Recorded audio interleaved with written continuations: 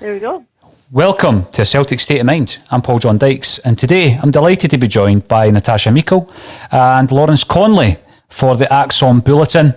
And positivity, Natasha, you've been doing a wee bit of fan engagement last night to see what can we talk about today that is positive in the world of Celtic. Did you manage to come up with anything at all? I have, yeah. I got plenty of feedback. And the sort of overarching comment of positivity, which I promised to feedback on here, was that it can't possibly get any worse. Now, to me, I'm not sure that's how we should lead with the positivity, and it seems a little bit like tempting fate, to be honest, because at each turn, Celtic are seeming to surprise us by making it worse than we could imagine, but here we are. But aside from that, there were other positives coming through that I had to focus on last night to take my mind off the doom and gloom that we were seeing. And there were positives. We can lead with that. Why not? We can lead with the positives that, I thought Turnbull looked good again. Turnbull and Sorrow in the middle of the park seemed to be like a winning formation that we can build on, or at least keep as part of a hopeful rebuild. Some of the youngsters that came on looked all right. Without being too harsh, I don't think Harper did. I don't think he did himself too many favours in the first half. But then, maybe Okoflex and Dembele looked okay when they came on. Mikey Johnston coming back from injury is definitely a positive. I thought some of the younger ones had a bit of drive, a bit of energy, a bit of push, and maybe that's what we need. It's certainly interesting to see, a player of experience and time at the club like Rogic being subbed in favour of the youngsters. But maybe that's the direction we need to go in. And it is positive to see some of the young boys coming through. So we can take that from it at least. When you're looking at that, it's a discussion that's crept in to the ACSOM Bulletin over the last few weeks. When we're looking at the future, we're looking at this potential rebuild that you described there, Natasha. And when you look at the team line last night, Henderson 20, Turnbull 21, Welsh 20, Frimpong only 20, sometimes you forget that, Hazard 22, Sorrow 22, Johnson 21, and then the debuts for Harper 19, Okoflex 18, and of course we also had Dembele coming in there, so 10 players under the age of 22. Lawrence, do you think that is the future for Celtic under all the circumstances we are dealing with? We're talking about a rebuild, we're talking about new managers coming in. We'll get to those in charge of the club at some point during the bulletin, but is it not about time? I mean, the question I would ask, looking at last night, if that was a full strength Celtic side under Neil Lennon, would it have been any better? I think that the only thing we lacked was something up top, the cutting edge up top yesterday. I don't think, Harper wasn't the best, but he ran his heart out. It's his first team debut. One shot he could maybe have cut back. I don't think they write him off after that. No. He didn't have a lot to help him up top. He would have benefited, I think there was somebody talking through the game. Welsh looked at the more accomplished of the two centre halves, I thought. But saying that, I thought Duffy had his best game in ages until the end. So obviously he didn't cover himself in glory. But yeah, we want to see young players getting developed. Is it the future? Is it back to the future? It's what we used to do to develop young players. They're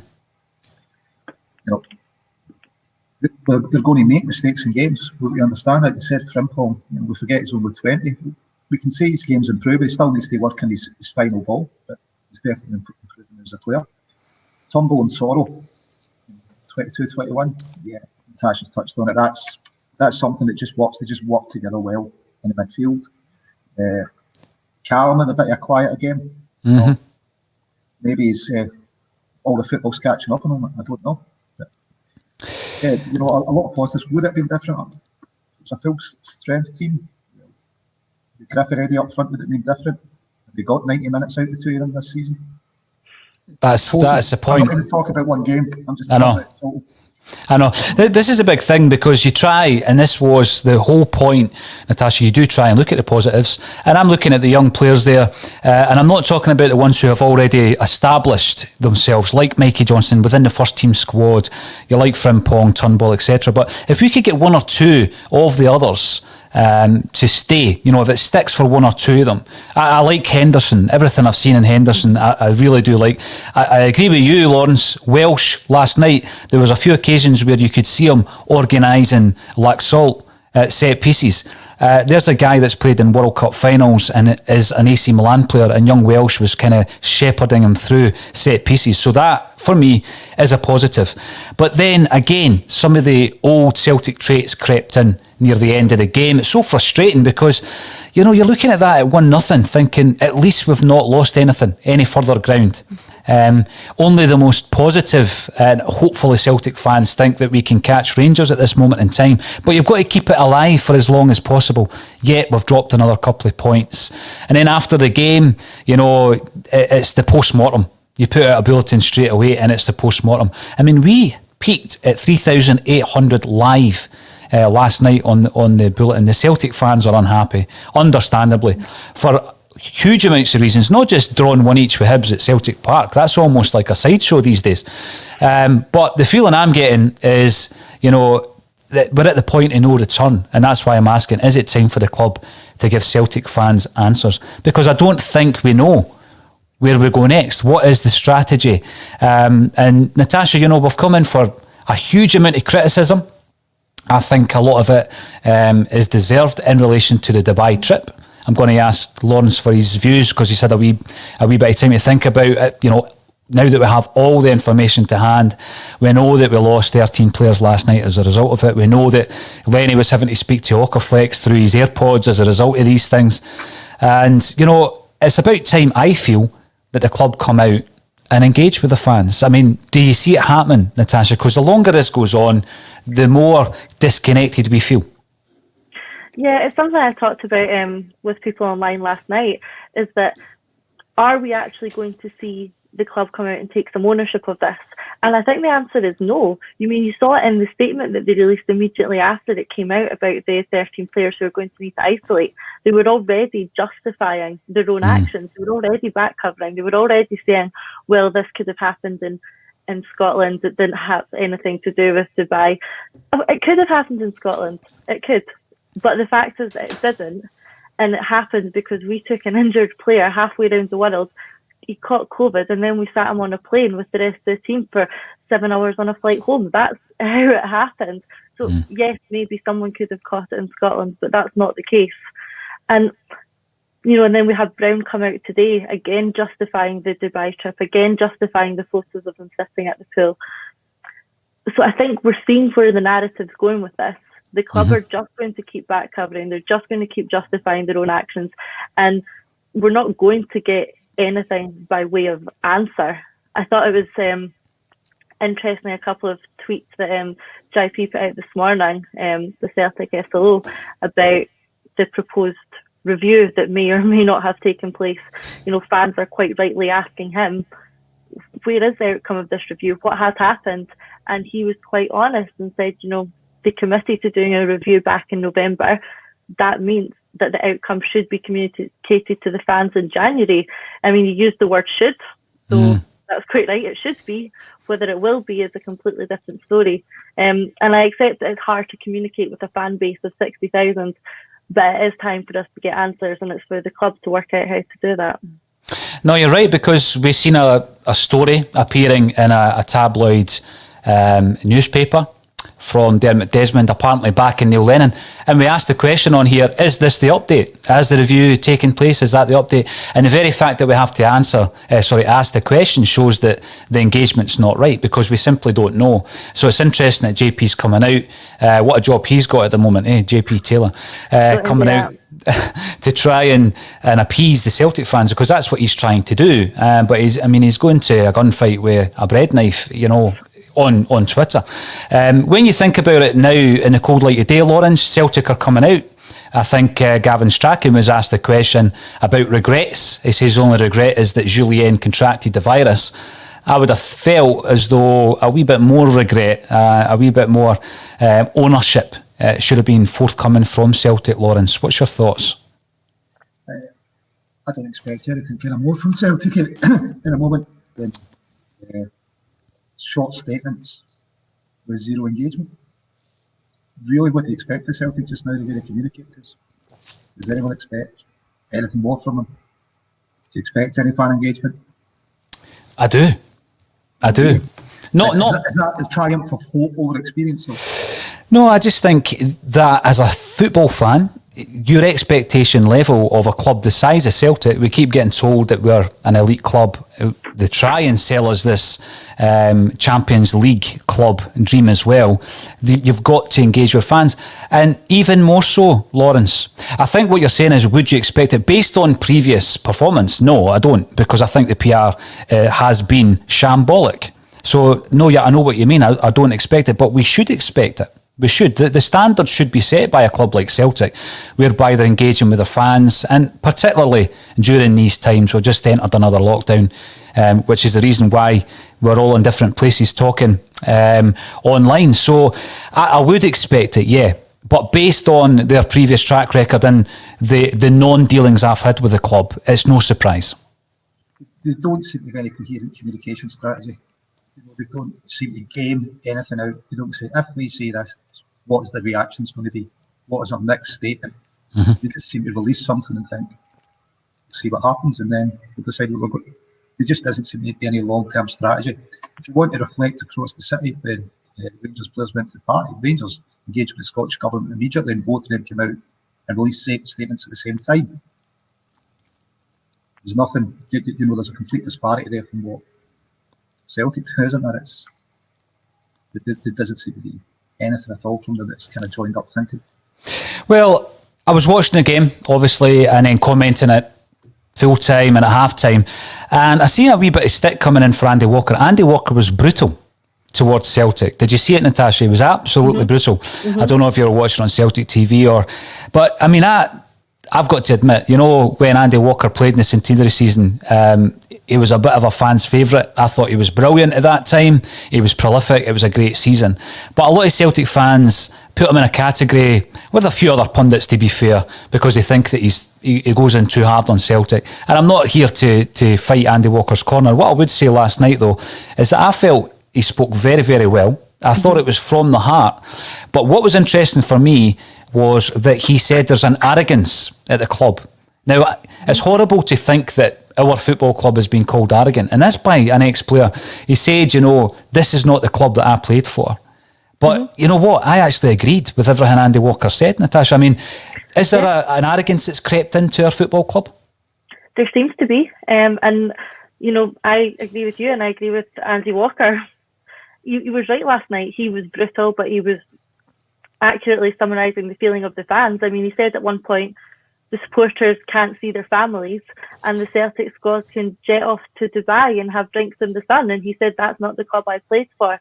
And, he's right. That's exactly how it looks. I can't see, my family. I can't see my friends. I can't, I can't even go to a pub for a drink, and they can fly halfway around the world and have a drink by a pool. And I get that it was, within the rules at the time or whatever, but it's how it looks. And it looks arrogant. It looks like they think that they can do what they want because they're under this elite sport and exception, and then you have them backing it up with Brown saying, we get time off, we're allowed to lie in the sunbeds. It doesn't look good. Look what the fans are going through right now. Look how the way the country is struggling through a lockdown. Take some ownership of the fact that it doesn't look good. Have a bit of humility. We're struggling right now. We're struggling with the fact that our team are 21 points behind in a league, and there's absolutely no humility coming from, or ownership coming from anyone in the club or the squad. No, you're right. And again, that's coming back to the main headline. Is it time for the club to give Celtic fans answers?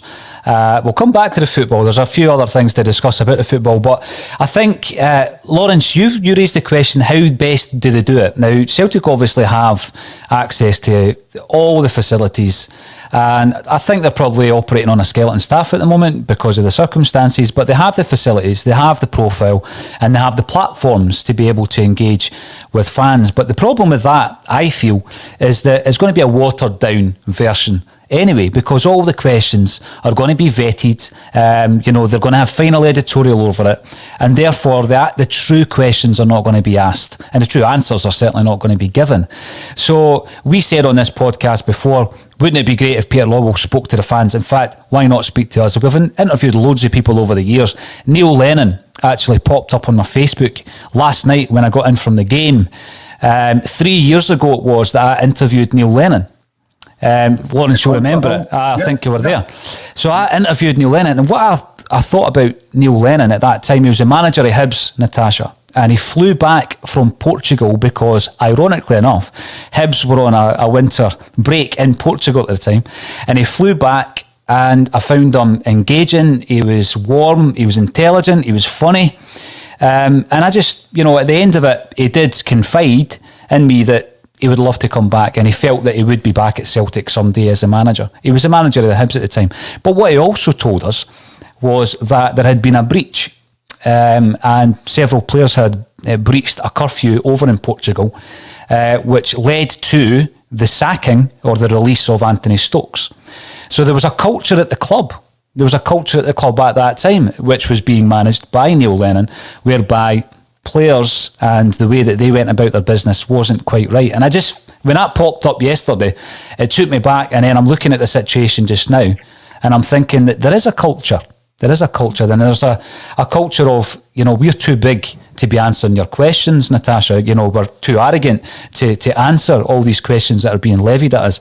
But as a supporter, I'm now looking at the situation whereby, when is the renewals going to come through? I think it was about March last year. When is that going to happen? What's the feeling of the Celtic support largely at the time that you do that launch? And what's the response going to be? So between now and then, I think it would be a good move, a good PR move, somehow for the club to speak or reach out to the fans. And what I've said already during the charity weekend is that we had two businesses actually, who gave us a bounty almost of 10 grand, and we says to the club, we'll give this to the charities if you give us an interview with Peter Lawwell. Some people scoffed at that, said it was attention seeking. It wasn't. It was actually trying to raise cash for charity. But they didn't say no. The club didn't say no. We were to revisit it in January. So they like coming back to things in January, obviously.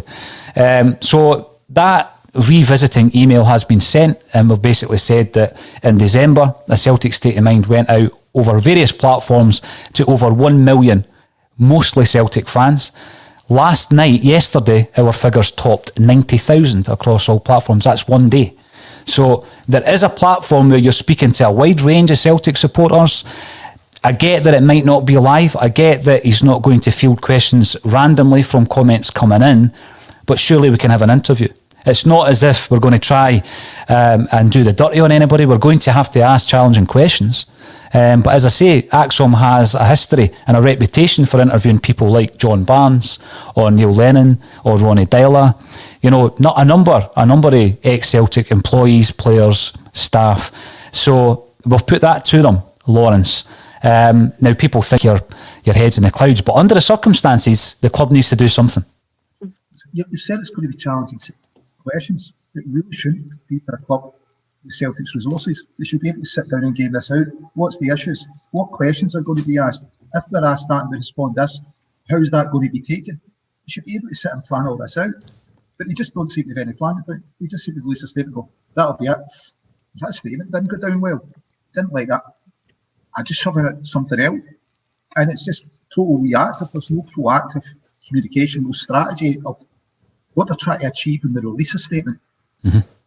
If they actually get any aims for that statement, other than going, people are a bit annoyed about this, we'll release a statement. Right, but what do you want to achieve with the statement? What do you want the outcome to be here? And there doesn't seem to be any defined outcome to any of their statements. They don't seem to have any particular aim. And some people say it could be somewhere on the part, but quite often we look a bit disjointed and don't have a system we play to. But the communication is just, it's mind-boggling. You take it, they released it, one player's coronavirus, so everybody's left wondering who. Almost, 24 hours later before we know, there's another 13 isolated. Mm-hmm. So it's a major thing for Celtic, but it's just completely mismanaged. The release of the information, who's involved, how these people were done, was it the flight? What was it? It's just, it's absolutely shocking. I mean, I'm pretty sure if there was an outbreak in my daughter's school class and the class were given a project, she's second year, they could put together a better communication strategy and strategies than Celtic have. Well, the thing with that, the 13 plus 2, I found out about that on Twitter, and it wasn't on Celtic's official Twitter. There was a couple of accounts. I don't know if you mentioned it before Celtic mentioned it, Natasha. I seen it on your account. I seen it on one of the guys from the Cynic. He came out with that as well. So you're right, it's not being managed properly. And I think if you do have an opportunity to ask Peter Lawwell any questions in relation to where we are just now, how did we get here and how do we move forward? I think the biggest question is on Peter Lawwell himself. Because Neil Lennon, I believe, was the wrong man. Now, at the time, I backed him, and this is the frustration on my part. I backed him because he's a manager of Celtic, just like I backed the 11 guys that went out last night to play for Celtic. Whoever's playing for Celtic, I'll back them.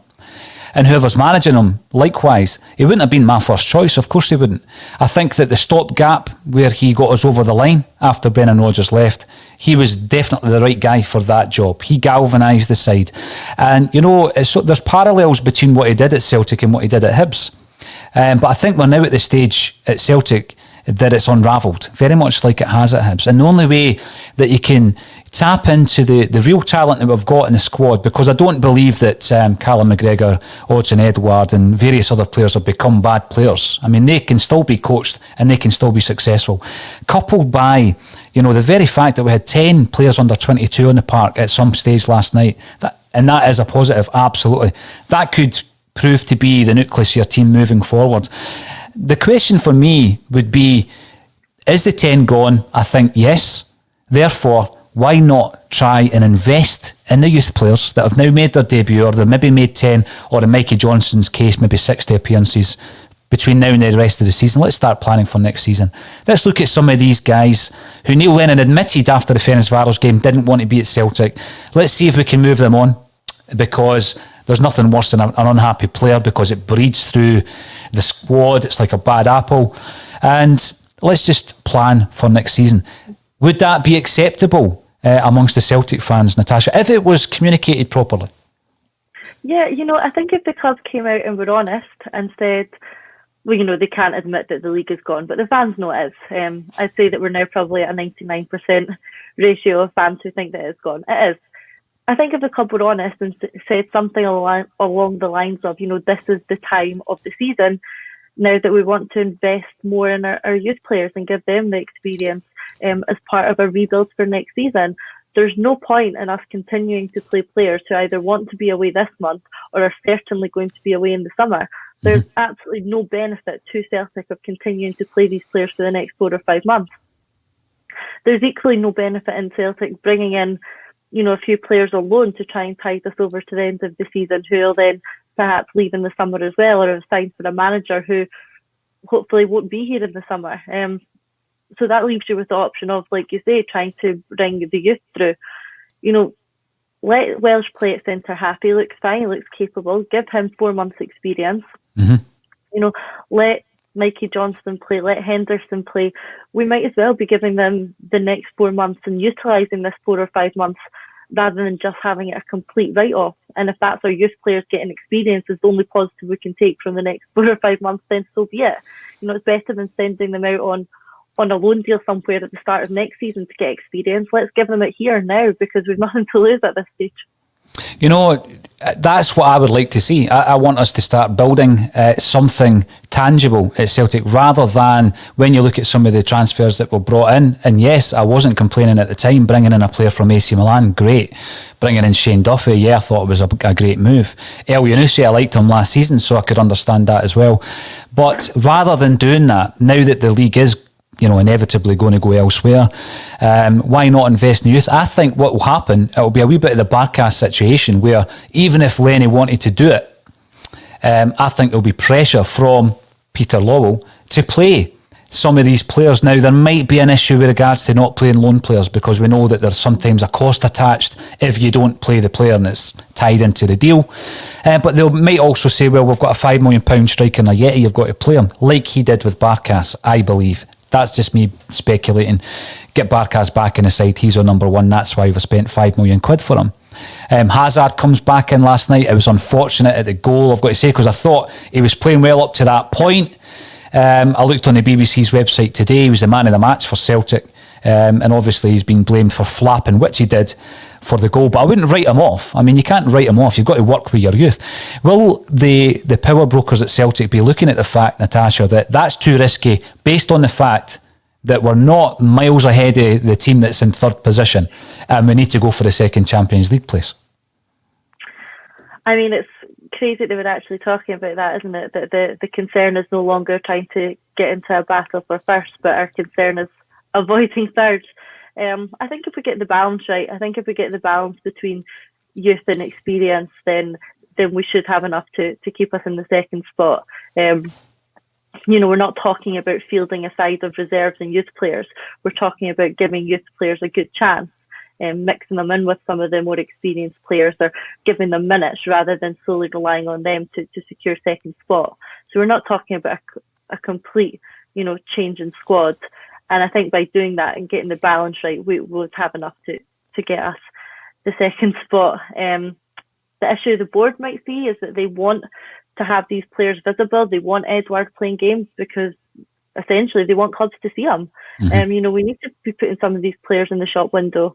If we're looking to move them on, like Cham and Rogic, maybe Edouard, Ayer. If we're looking to get money for them and if we're looking to showcase them to get that money in, then we need to play them. So I think the board will be balancing it from that point of view as well. When you mention the names Ayer and Cham, Edouard's, probably Christie as well. They're the names that keep coming up in terms of guys that perhaps wanted to move on from Celtic, or indeed there was certainly interest for the likes of Ayer.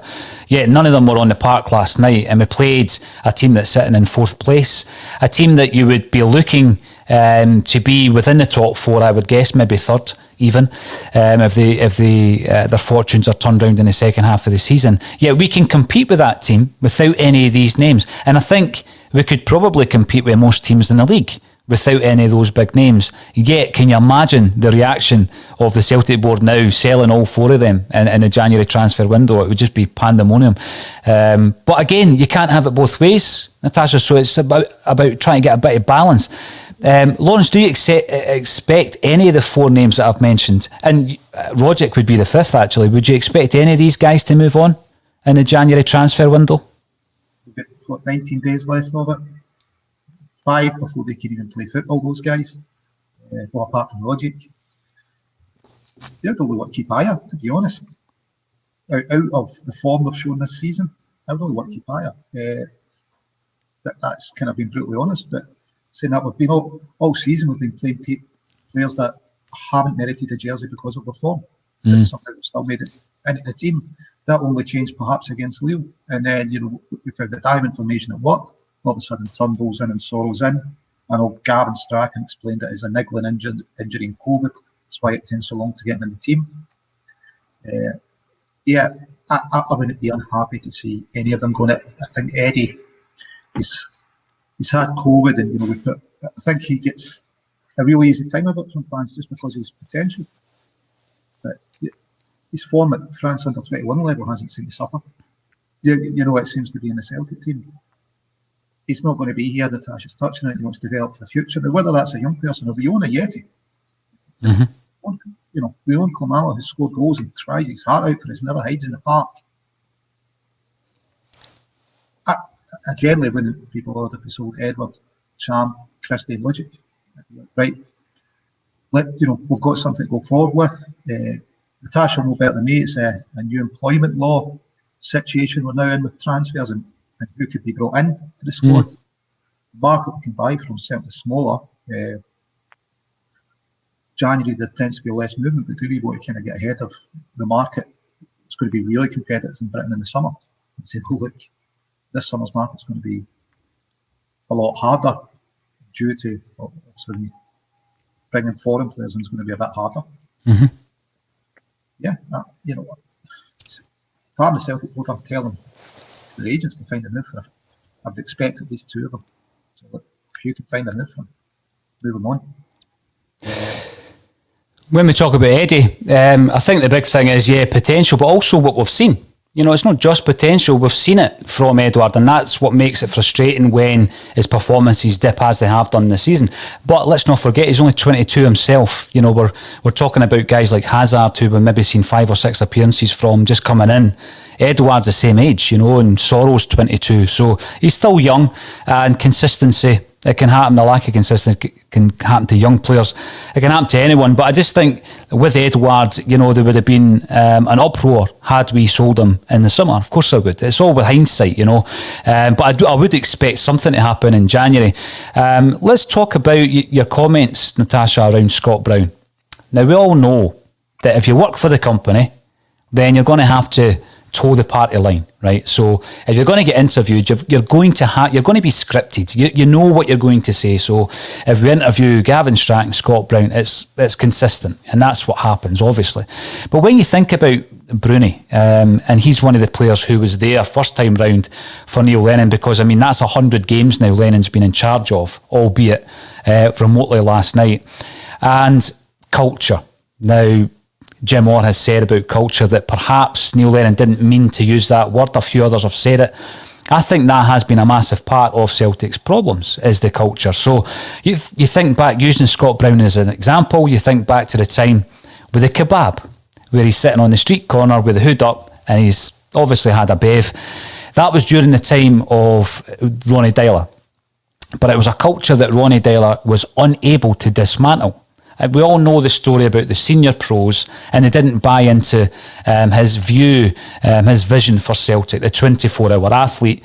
And generally what we've seen with Ronnie Deila is that the younger players bought into it far more. And you've seen the benefits of that with Kieran Tierney, for example, or even Chris Ayer, I guess, and Callum McGregor. So, you know, Callum McGregor made his debut under Ronnie, as we all know.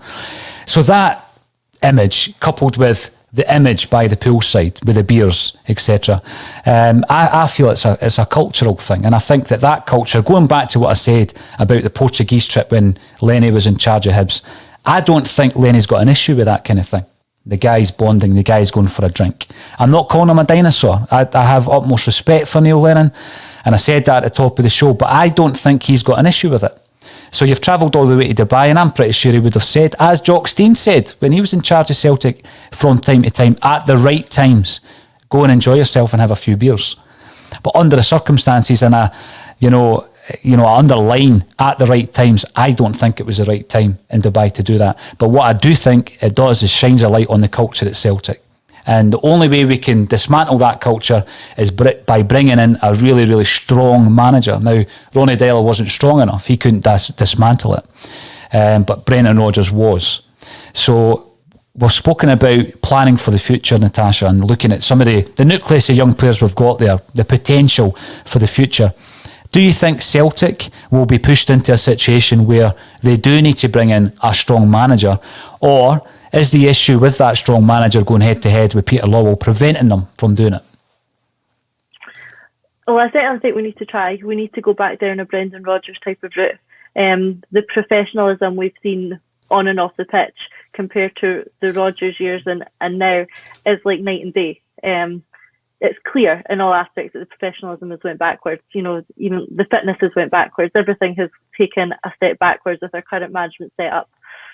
So if we want to achieve what we did as a club under Rodgers, if we want to achieve that going forward, then we need to start there. We need to start by bringing in a manager and a backroom squad who are capable of achieving that. And whether that is someone like Eddie Howe, asking them to come in and do what they need to do to fix things and to rebuild and dismantle what we've got. But like you say, we need to give him the power to do that. He needs to have the say, he needs to have the authority to make the changes he sees fit. He can't be curtailed by the board or by Lawwell in the same way that Rodgers apparently was, or that Deila was, or anything like that. We need to have someone come in with experience and ability to do the rebuilds we need, and we can't afford to curtail them. We need to give them a bit of free rein to do that, because it does need an overhaul in every aspect, and particularly what you're touching on is the culture and professionalism. That has to be paramount to getting us back to where we want the club to be. the word overhaul is exactly right. And I think of the two occasions, recent memory where we've done that, and it was Martin O'Neill and Brendan Rodgers, and you look at the situation at the club before those two men come in.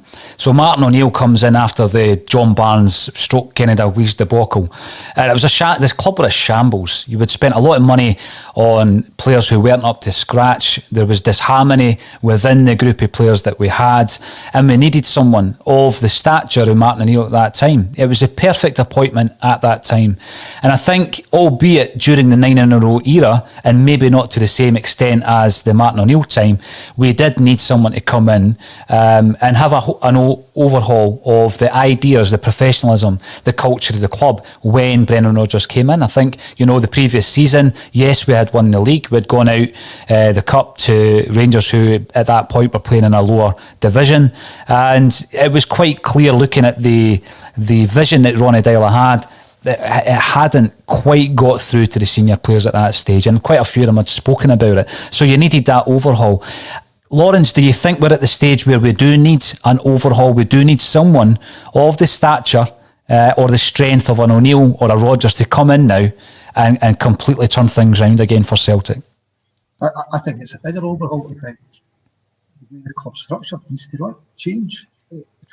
If you're Eddie Howe, the first calls you're going to make it to Brendan Rodgers and Martin O'Neill. What didn't work at Celtic? It's good when you first go there, then Peter Law starts getting involved. We don't get first choice transfers. Even Lenny's first time round, who knows where he left because of Peter's interference. So if we could keep changing managers and have them leaving for the same reason. If every manager's get a problem with the CEO going, he interferes, he doesn't deliver your top transfer targets. And even this season, with top transfer targets, Fraser Forster. Right, we'll put that down to Fraser, didn't want to come back. Tonev, well, we spent the same amount of money in a jetty. So we got second choice for the same price the first choice went for. How's that possible? It wasn't out of reach financially. Omar Colley at Sampdoria, good enough for him.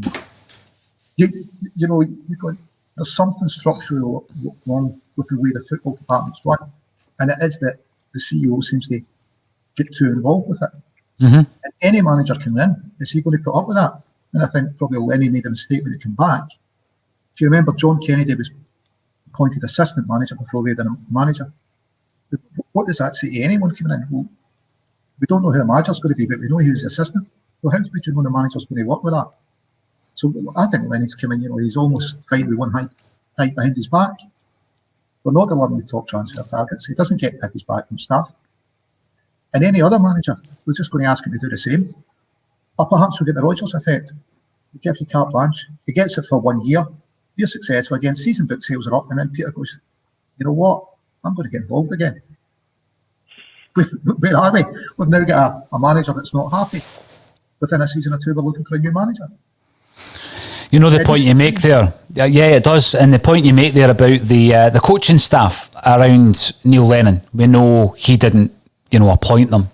And the same situation was there when Ronnie Deila was at Celtic, because he certainly didn't know John Collins. So I think that's an issue. Brendan Rodgers didn't stand for that from day one, and that's what comes with appointing a manager who's at a different level to the potential that we've seen in Ronnie Deila, the returning prodigal son of Neil Lennon, who, between his two spells at Celtic, hadn't gone away and improved his CV, I don't think.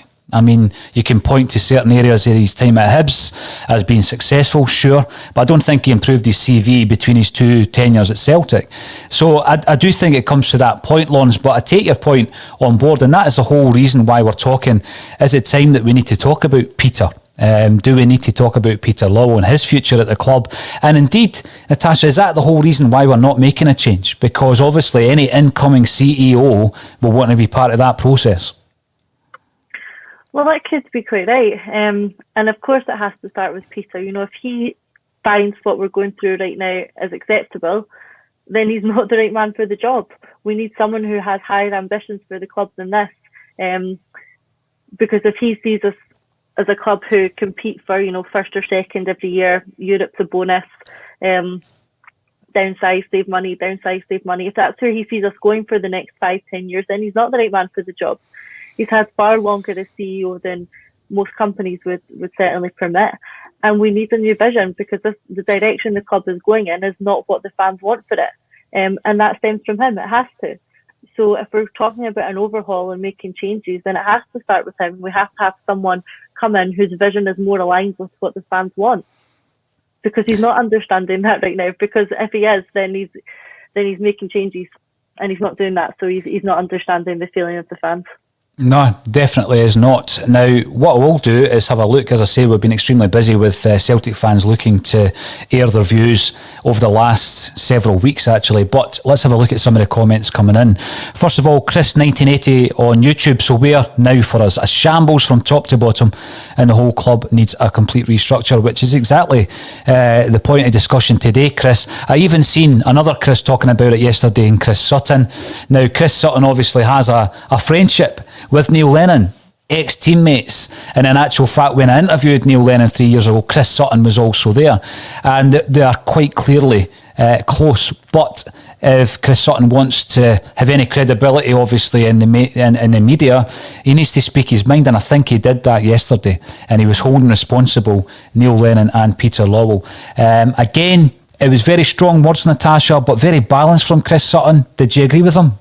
Yeah, absolutely. It was completely fair. I thought he was spot on with absolutely everything he said. And there is someone who gets how the fans are feeling, and articulating it quite correctly. We are annoyed, we're disillusioned.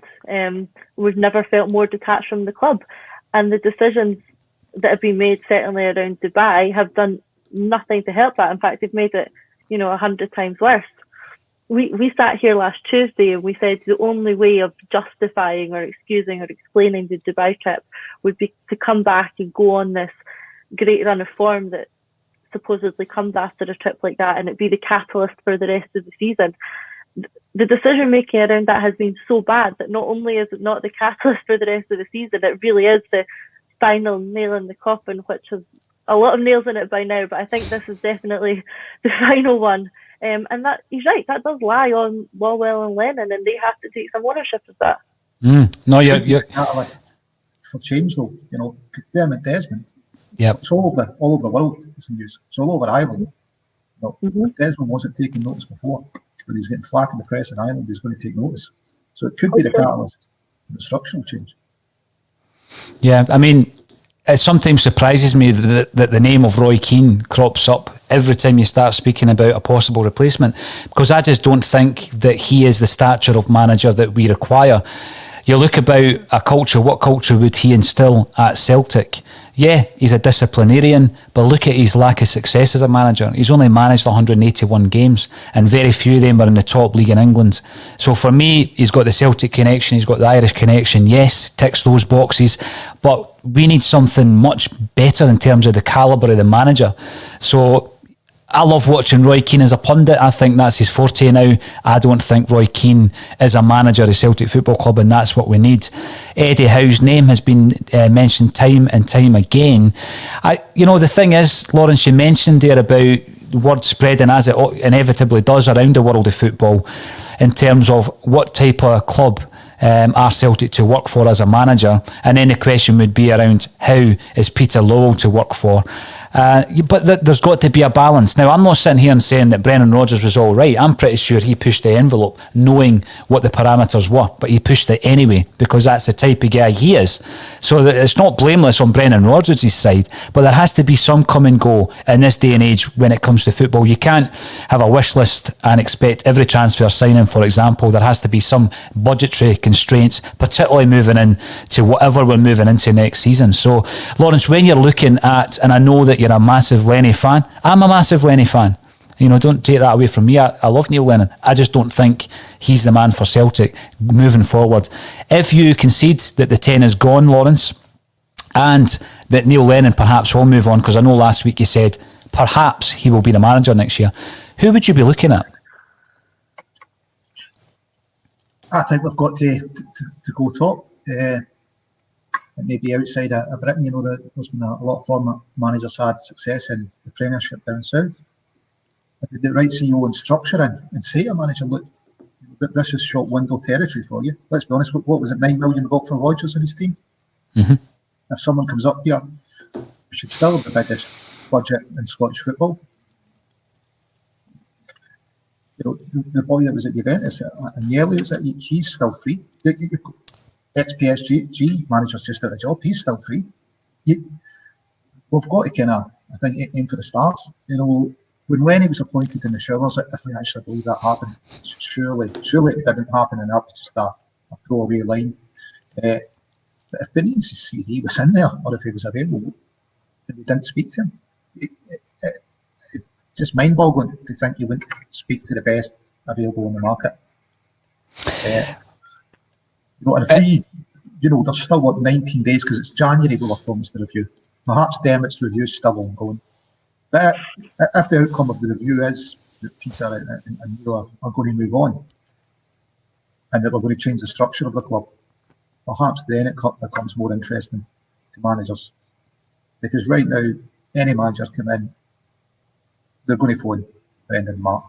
And I hope that Dermot's phoning Brendan and Martin as well and saying, look guys, what was it that went wrong? You know, when you're talking about managers sounding out the club, obviously they will, particularly at the highest level. Surely Peter Lawwell, at his level, Natasha, and the success that he's had on a financial level at Celtic, so let's not take that away from the club. I mean, the club is particularly well run in a financial sense to such a degree that, you know, we will get through this pandemic. Financially, we'll be okay. I'm pretty sure Peter Lawwell will sell this season as being on the coaching staff and the manager. I mean, we backed Neil Lennon, we gave him the funds, we brought in international players, yet it didn't work. So I think there will be a way around that, although I take your point, Lawrence, about being put off. Benitez is an interesting one for me because I got some information last week about Benitez actually, which makes me pretty certain that of two things. Firstly, that Neil Lennon wasn't appointed in the shower, but secondly, that we did look at and pursue some of the applications that came in. Now, Benitez is interesting because people say, well, look at his salary in China. But there is such a thing as ambition in football. Now, Slaven Bilic is in China at the moment, the Chinese Super League. You try to tell me that in 6 months, if a Premier League club in England came in for him, he wouldn't leave, because he would. And he might be taking a drop in salary, but he wants to be in a top league, surely. And I think every manager's the same. So if you're, no disrespect to the Chinese Super League, it's cash rich, but if you're managing there and a club who has the potential to be playing in the Champions League next season approaches you, someone like Rafa Benitez, Natasha, is that the kind of level we should be looking at? It's the kind of level I want to be looking at. And you're quite right. Those guys aren't going to stay in China forever. You know, they're not seeing that as the rest of their career. They're seeing it as, you know, I assume a bit of time, make some money. And why not? Why not? Well, you know, there's nothing too much for them over here. Go over there for a season, maybe to make enough money to last the rest of your life, and then actually come back and achieve something, you know, in football. Again, no disrespect to the Chinese Super League, but that can't be where they see the rest of their careers being. And like you say, the Premier League is enough to entice them back over. What Celtic need to do is make ourselves an attractive opportunity as possible, so that we can entice a manager like that back over. Sounds pretty difficult to do, to be honest, in the current position, but I don't see why we can't. You know, why we can't put our hands in our pocket and offer them a competitive salary, not competitive with the Chinese Super League, of course, but a competitive salary and the chance to work with a big budget, a good squad, a massive fan base, and a club that's competing for the Champions League. That surely has to be attractive to someone who wants to still achieve in football, even if they see it as a stepping stone back to England. So I don't see any harm in being over ambitious and aiming for managers like that. I would agree with that. Now, Paul Forrester, YouTube, welcome to the show, Paul. Who'd have thought that during this 10 in a row campaign, Ronnie Deila would come out as the only good guy through it all? I can see what he's saying there, because obviously people were left with a bad taste in their mouth over Brendan Rodgers. I still think, though, I've got to say, you know, Neil Lennon, we look at him as the whole package. We look at the 20-year involvement with the club, what he did as a player, what he has achieved as a manager, and also and I take this on board, what he has gone through just to play for Celtic in relation to everything that's happened off the park as well. Lawrence, is that a big fear for Lenny, that he's tarnishing his reputation? If so, would it be an option for Lenny maybe to move on himself and make that decision?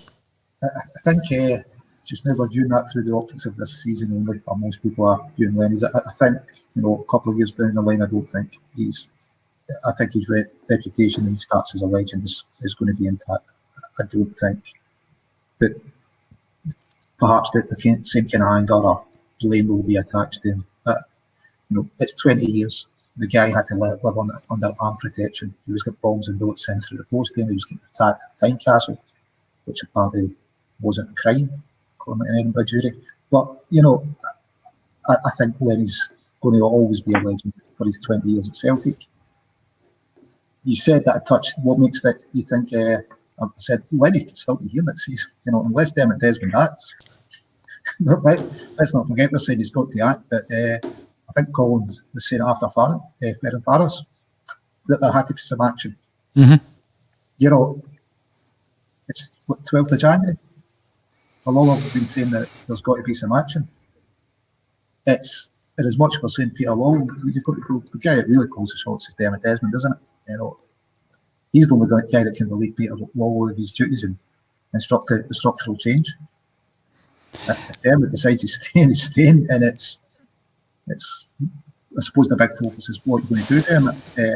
We know he's stepped in the past. He tried to get Alex Ferguson before, which was huge at the time. Probably the best manager in world football. He stepped in for Martin O'Neill. He stepped in for Brendan Rodgers. Surely at some point he's going to realise why do I have to keep getting so involved? Every 5 years or so, I'm having to get involved and make these big changes because the guy that's running the company probably isn't running it sufficiently well. I get that we're profitable. We've won 15 out of the last 20 leagues. The ones we didn't win, it's documented the other team were cheating. But at some point, Dermot's got to get a wee bit annoyed going, look, I keep sorting this problem out and pointing the right managers. I'll leave it to you. A few years later, you lose them. You then pick managers that don't hit the heights. We get a bit disgruntled. There's symptoms on the park of it, a badly performing team. It then gets to such a point that I need to step in again. At what point would anyone be allowed to keep their job if your boss kept having to step in and sort out your problems? Can I be the devil's advocate here? And I'm the guy that's criticising Peter Lawwell a great deal on this podcast. I would say that the football side of it is one department of, what Dermot Desmond is looking at there, Lawrence. And I think that, again, if Peter Lawwell was asked to justify his existence and justify his position, he could do so on a financial level. And I think that's where that comes in. The big problem for me is his involvement in the football side. So when you're talking about a structural change, then you're looking perhaps at someone who is specifically a director of football. Now, that doesn't mean to say that they're picking the team. Obviously, it doesn't. But you would much rather Peter Lawwell stuck to what he was good at. And he is good at it. I mean, we're a very well-run club. We're financially secure, and we have been, and we've made a lot of money. And, the player sales, although I think that's changing in terms of how we have a recruitment strategy to make money after three, that is going to change. I just think, Peter Lawwell needs to stick to what he's good at. And then we need to change the structure. And that structural changes, that buffer is a director of football, not a head of recruitment. That comes into recruitment, comes into the director of football's criteria and what they need to achieve. But I think that to be the devil's advocate there, Lawrence, and just, rather than just dive on Peter Lawwell, I think that's the reason why he's been in the job so long. Joseph Aitken, I can't see a big gesture from DD this time. All gestures before were to get the 10. That is over. I think we will get hit with a mediocre manager and told it's a 3 to 5 year plan. So doom and gloom, just when we were trying to be positive as well, Natasha. And Terry Tibbs, who is always welcome on the show, one of the best avatars I've seen, who is a sniper. What he means by that is we actually have somebody on moderation duties on YouTube. So all those dodgy comments that have been coming through, and it's difficult to keep up with them because they're all getting filtered onto my screen.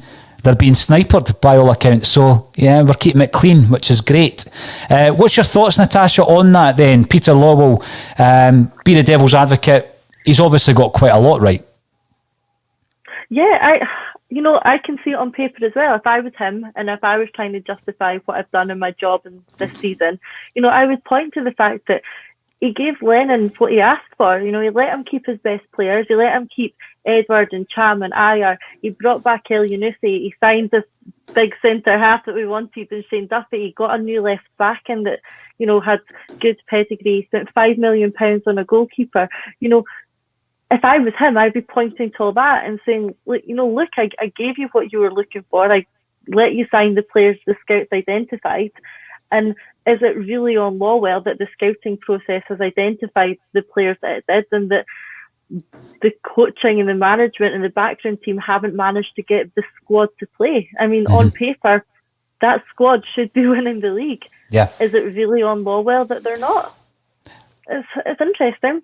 We've kept all our top players. I mean, that's a massive thing. We expected maybe Ayer, maybe Edouard. Well, we've kept them all. So we've kept them all. Not only that, we've strengthened. The only player, obviously, we know this, who was a big loss was Forster. And Lowell might argue that he tried his best to get him. The player decided not to come up. So absolutely, I'm trying to be as balanced as possible about it. But the structural change is required because it's been so dysfunctional this season. And Jungle Lion comes in with a point. I'm going to throw this one over to yourself, Lauren, and see if you've got any knowledge of this, because the final few weeks of Neil Lennon's time, first time round, shrouded in a little bit of mystery. I don't think it's ever been 100% stapled down as to why he left. It was strange timing. I didn't see it coming, I've got to say. There's been suggestions that he had ambitions elsewhere. He thought he could maybe get a job down south, which he eventually did. Maybe not the level that he expected. But Jungle Lion comes in, and Jungle Lion is a regular contributor, so welcome back. Didn't Lennon leave first time round because Lowell told him that Ronnie was to be his new number 2? Now that's interesting, because we know the trouble that Neil Lennon had with some of his backroom team who fell out with the club and probably have still fallen out with the club. And I mean Alan Thompson, because he's come out on Twitter and said that, him and Lowell obviously fell out because Tomo lost his job. Any truth in that rumour? I don't know if there were certainly rumours of Lowell interference. I don't know if it was that Ronnie was going to be his number 2. If he had actually stepped in and said, right, I'm going to start picking your number 2, number 3, or whatever. But yeah, Lenny left because he was unhappy with the relationship with the CEO. I think that was, I think it's fairly common knowledge. But again, you're saying, well, Wall can point to, he's done a good performance. Yeah. But something you've got to acknowledge, it's time for change. And saying that we kept our players, well, how many bids did we knock back? Did we have a bid for Ayer? Did we have a concrete bid? I know Celtic want 30 million for Edouard. Why have we put a price on him if he's not for sale? We got our targets in, did we really? We can't blame for Foster, but it's on it. We bought a jet for same money. Yet again, we didn't buy players until we're out of the Champions League. It's season after season, we can't get players in time. Yeah, that's true. That's true. You wanted a couple of options in the wings. We didn't get them. We wanted Omar Colley. We got Shane Duffy. So we wanted a fast centre-half that could sweep.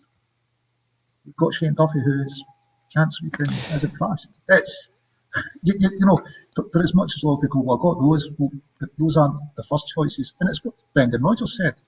I wouldn't be surprised if John McGinn wasn't the first time that Celtic's transfers hadn't worked. And indeed, we know Puccini, it didn't work. He actually arrived in Glasgow expecting to sign, only to find a restructured deal. For as much as we can say he's good and financially he's run it well, it's only financially well run as long as people buy season books. And that's why Dermot had to step in and get Brendan. We needed a big name manager to sell season books.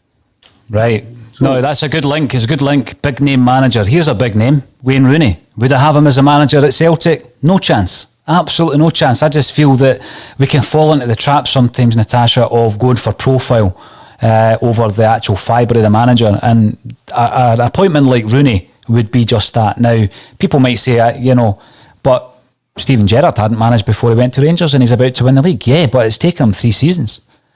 So I don't think Wayne Rooney or anyone of that ilk is the right man. And I've seen the reports this morning. And by the way, I think it's great that Rooney's got a soft spot for Celtic and he buys his kids the Celtic top and all that. That's brilliant. But I think it's too much of a gamble for a manager's job. We need stability as much as anything. And I know that nothing in football is a certainty. But I think if you go for a statutory manager, some of the names that you've mentioned, Eddie Howe, Rafa Benitez, and you get criticised for saying Benitez, but I don't think he's beyond Celtic. I really don't think he's beyond what we could achieve. And I also think because of where we are, it's going to take that to get the season ticket books renewed. Now, I started off the show, Natasha, by saying that is it time for the club to engage with us? How do you think they can, under the circumstances? Is it just a kind of platform like this? I mean, they could organise a series of engagement events, but it couldn't be in person, obviously. And how much do you get from that? Now, someone's raised the point that when he was doing the rounds, when Peter Law was doing the rounds, Kevin Graham talks about this, as does Colin Watt, because they were at some of the events. They were trying to sell the fans the idea that Neil Lennon was a gaffer. This was first time round. And they had to go to supporters clubs. Some of the supporters club hadn't seen an official representative of Celtic in some time, but we were out there basically trying to sell the idea that Neil Lennon was a manager. And he went and engaged, but there was a famous or infamous incident in Ireland where he was completely owned by quite a well-known chap over there who helps to, if not run, a supporters club and brings loads of Celtic fans over from Ireland. So he can be challenged and toppled almost in terms of not having the answers. And I think it would be good to challenge him on behalf of the Celtic fans. Maybe it won't be me, maybe it'll be another platform, but I think he needs to engage, especially when you look at the fact, and I don't know the figures of all the Celtic pods out there, I keep an eye on our figures obviously, but 1 million of an audience in December, 100,000 almost yesterday. We were in the top 10 of 20 different countries in the iTunes chart in 2020. I mean, you are going to engage with a lot of Celtic fans. Is this the platform for it, Natasha? I think so. Why not? I can't think of any better way of doing it. Other ways haven't worked. Their statements aren't correspondence with the fans. That's not communicating with the fans. That's giving a one-sided narrative. So I don't buy into that at all. So that's not how you do it. The SLO that's an impossible task for one man to feed back an opinion of hundreds of thousands of people, hundreds of thousands of Celtic supporters across the world. That's an impossible task for one person to do. We saw at the AGM, the questions typed in and then Lawwell's recorded answers. To me, that's no better than a statement. You know, that's choosing the questions you want to answer and recording, you know, just another one-sided statement. So if they are serious about communicating with the fans and trying to get a bit of engagement back, which I'm not sure they are, but if they are, then it needs to be a platform like this. And I can't think of any better way of doing it than coming on and doing an interview here. If it's not live and the questions have to be vetted, you know, I'm sure there could be some allowances made. But if they're serious about trying to get the fans back on side, they need to communicate better. They need to be more open and honest with us. And I can't think of a better way than coming on here and doing an interview. Well, another request was made this morning, so I will keep everybody updated on that. I'm just going to throw a few names that have come into the mix, see what you think. We have had Steve Bruce, Stevie Clark, Eddie Howe, Mark Hughes, who's someone we have discussed quite a few times on the show, Yogi Hughes, who has just taken over at Ross County. Any of those names do you see will be in the frame at Celtic? We've mentioned Eddie Howe. No, I think for me, realistically, or potentially the only one I'd like out of that list would be Eddie Howe. I just wonder if the club are going to take it in a slightly different direction, if we are going to go down this big overhaul that we think we are, and perhaps modernising it, you know, go down the route that some of the bigger European clubs are doing and have, you know, a head coach with a director of football to deal with the business side of things above that. And if we are looking at the restructure and what we want to achieve for the club, then maybe that is a better way of doing it. And we go down that route. Even, you know, if you're looking at your head coach as someone like Chris Davies, Damien Duff, with a director of football above that, completely different route to go down, but is it one that we would write off? I don't know. I think it might work. It'd certainly be interesting to consider. But yeah, in terms of a manager outright on his own, then yeah, maybe Eddie Howe in that list for me, but the others I think aren't at the level or capability of managing the team to where we want them to be as a club going forward in the next 5-10 years. Now, by the time we speak again, we'll have faced an informed Livingston side on Saturday. Natasha, keep a hold of any positives that come through between now and then, and we'll discuss them next week. But all that's left for me to say is thank you both very much for joining us once again on the back of a disappointing night for Celtic. Thank you to Lawrence Conley and Natasha Meikle for joining me on A Celtic State of Mind.